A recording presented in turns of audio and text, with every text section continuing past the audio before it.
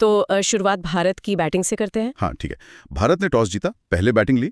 प्रतिका रावल ने वो कैप के पहले ओवर में कुछ चौके लगाए थे। शुरुआत तेज लग रही थी स्मृति के साथ, मतलब ठीक ठाक शुरुआत की। हाँ, वो शुरुआती तेजी थी तो जरूर, पर जैसे ही स्मृति मंधाना थोड़ा सेट होती दिखी, वो मलाबा की गेंद पर लॉन्ग ऑन पर कैच आउट हो गई। पहला झटका था ये। हाँ, और उसके बाद रन रेट पर थोड़ा ब्रेक लगा। जी, और मलाबा ने फिर हरलीन देओल को भी जल्दी आउट कर दिया।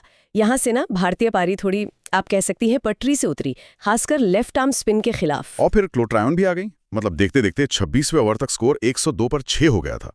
यहाँ से तो लग रहा था कि शायद 200 भी ना बने। बिल्कुल, इसमें पिच का भी रोल था। थोड़ी धीमी थी, बॉल बैट पर उतनी आसानी से आ नहीं रही थी, स्पिन भी हो रही थी। मलाबा और ट्रायन दोनों लेफ्ट आर्म स्पिनर्स ने इसका मतलब पूरा फायदा उठाया। हाँ, उन्होंने रन भी रोके और विकेट भी लिए। जी, सवाल ये भी है कि क्या बल्लेबाजों ने थोड़ा जल्दी की या गेंदबाजी अच्छी थी? शायद दोनों ही बातें थी। इसी मुश्किल टाइम पे ऋचा घोष आई।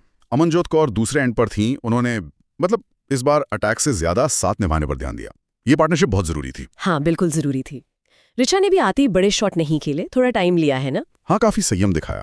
क्या ये प्लान था कि पहले विकेट बचाएं, पारी को संभालें? लगता तो यही है। अमनजोत ने करीब 14 ओवर निकाले, विकेट गिरने का जो सिलसिला था उसे रोका। उनके और ऋचा के बीच एक छोटी पर अहम साझेदारी हुई। लेकिन जब अमनजोत आउट हुई, स्कोर तब भी कोई बहुत ज्यादा नहीं था। हाँ, और शायद यही से ऋचा ने सोचा कि अब गेयर बदलना पड़ेगा। एग्जैक्टली। अपना अर्धशतक पूरा करने के ठीक बाद वो डी क्लर्क की धीमी गेंद पर जो सीधा छक्का लगाया, वो एक तरह से सिग्नल था। हाँ, और दूसरी तरफ से स्नेह राणा ने भी आते ही मलाबा पर 2 चौके लगा दिए।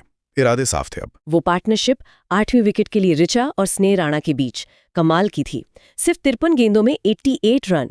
ऋचा तो जैसे बस बॉल को हिट कर रही थी। हाँ, साउथ अफ्रीका ने सब ट्राई किया, स्लोअर बॉल्स, वाइड यॉर्कर, लो फुल टॉस। लेकिन ऋचा के पास हर बॉल का जवाब था। ये दिखाता है कि उनमें पावर तो है ही, रेंज भी कितनी अच्छी है। थोड़ी किस्मत भी थी, वो 2 कैच छूटे, एक रनआउट का चांस भी बचा। हाँ, वो तो होता है, पर उन्होंने उन मौकों को भुनाया। आखिर में 77 बॉल पर 94 रन, शतक से बस 6 रन से चूक गई, पर भारत को 251 तक पहुंचा दिया, जो उस पिच पर काफी अच्छा स्कोर लग रहा था। ट्रायन ने भी अच्छी बॉलिंग की, 3 विकेट लिए 32 रन देकर। निश्चित रूप से 252 का टारगेट आसान नहीं था। अब आते हैं साउथ अफ्रीका की पारी पर। हाँ, जिसकी शुरुआत तो मतलब एकदम उल्टी हुई। दूसरी ही गेंद पर ताजमीन ब्रिट्स, पिछले मैच की सेंचुरियन। हाँ, वो गॉड की गेंद पर उन्हीं को कैच दे बैठी 0 पर। और कप्तान सुनीलूज भी जल्दी चली गई। लगा कि मैच तो भारत की पकड़ में आ गया है। बिल्कुल, वो शुरुआती झटके बहुत बड़े थे। फिर वोलवार्ट और कैप ने थोड़ा संभालने की कोशिश की, लेकिन स्नेह राणा ने कैप को बोल्ड कर दिया। हाँ, एक सीधी गेंद थी। उसके बाद तो जैसे विकेट गिरते ही गए। पिच अब भी मुश्किल थी बैटिंग के लिए। बॉल रुक कर आ रही थी, घूम रही थी। वोलवार्ड एक एंड पे टिकी रही, पर दूसरे एंड से सपोर्ट नहीं मिल रहा था।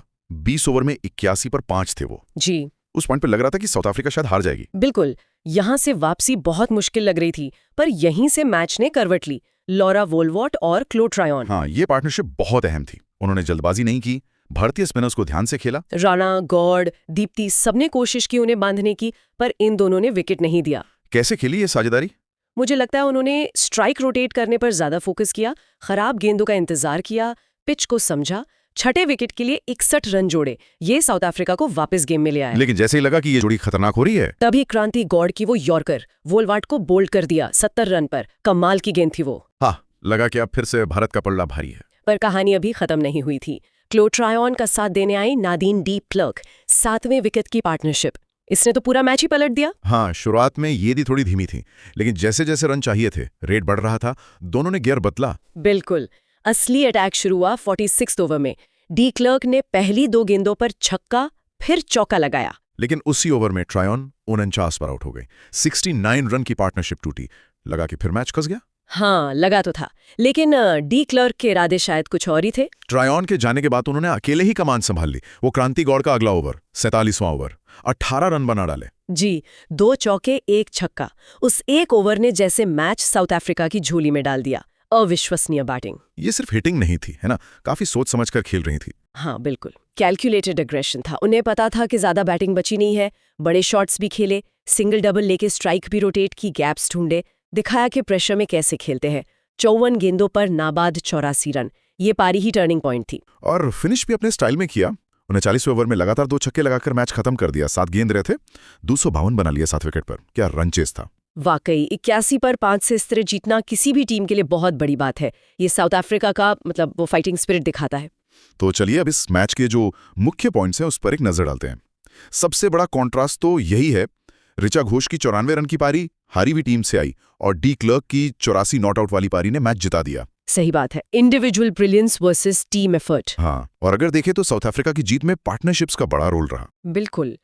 पहले वॉल्वर ट्रायन ने मुश्किल में 61 जोड़े, फिर ट्रायन डी क्लर्क ने वो मैच विनिंग 69 रन्स जोड़े। इन साझेदारियों ने प्रेशर कम किया। भारत की तरफ देखें तो मिडिल ऑर्डर के बाद सारा बोझ रीछा पर आ गया।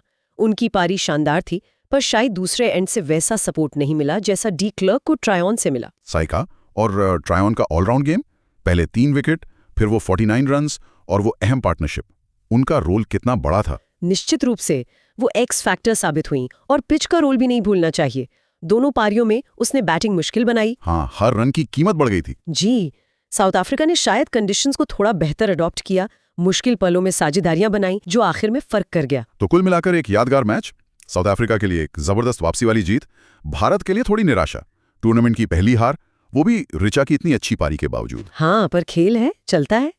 घोष, डी क्लर्क, वॉल्वर, ट्रायन, सबने अपना बेस्ट दिया। बिल्कुल। और आखिर में सुनने वालों के लिए एक सवाल छोड़ जाते हैं, ये मैच हमें इंडिविजुअल टैलेंट और टीम की जीत के लिए जो कलेक्टिव एफर्ट चाहिए होता है, उसके बीच के बैलेंस के बारे में क्या सिखाता है? क्या एक खिलाड़ी का कमाल हमेशा जीत दिला सकता है, या मुश्किल हालात में, प्रेशर में वो छोटी छोटी पार्टनरशिप और मिलकर लड़ना ज्यादा जरूरी होता है? सोचने वाली बात है। इस मैच को देखते हुए इस पर जरूर सोचिएगा।